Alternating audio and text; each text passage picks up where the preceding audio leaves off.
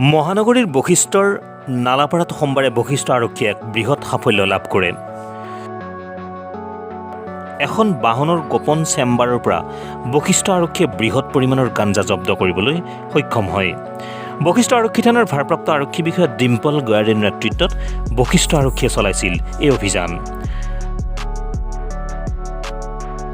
নালাপাৰা অঞ্চলৰ এখন গেৰেজৰ সন্মুখৰ বিলাসী বাহন এখন ৰখাই থোৱা দেখি বশিষ্ঠ আৰক্ষীয়ে বাহনখনত তালাচী চলায়।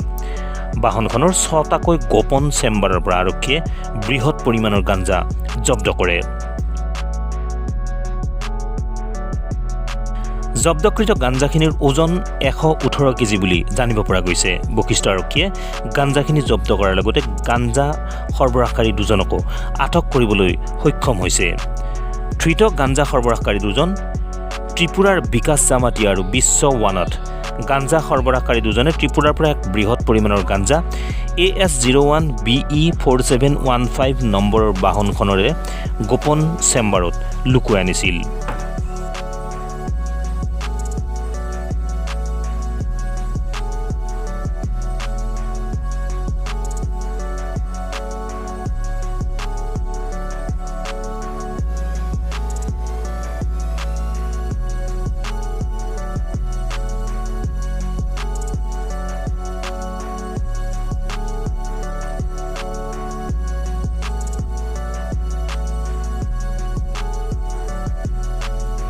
আজি এটা বিশেষ খবৰ পোৱা গৈছিলে ৰাতিপুৱা সময়ত যে এখন হণ্ডাজনৰ জাইলো গাড়ীত নালাপাৰা এলেকাত আছে।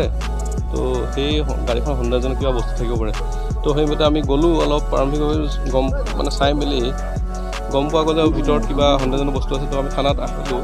থানাত আহি দেখা গ'ল যে তেওঁলোকে এখন জাইলো গাড়ী AS01 EB 4715 এইখন গাড়ীত গোপন চেম্বাৰ বনাই ভিতৰত তো সন্দেহজনক গাঞ্জা ত্ৰিপুৰাৰ পৰা কঢ়িয়াই আনিছিল।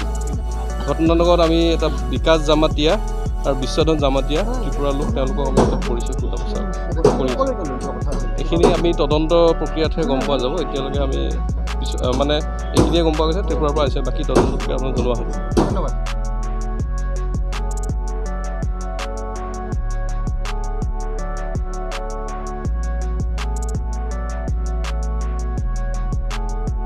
ব্যুৰো ৰিপৰ্ট সংবাদ 365।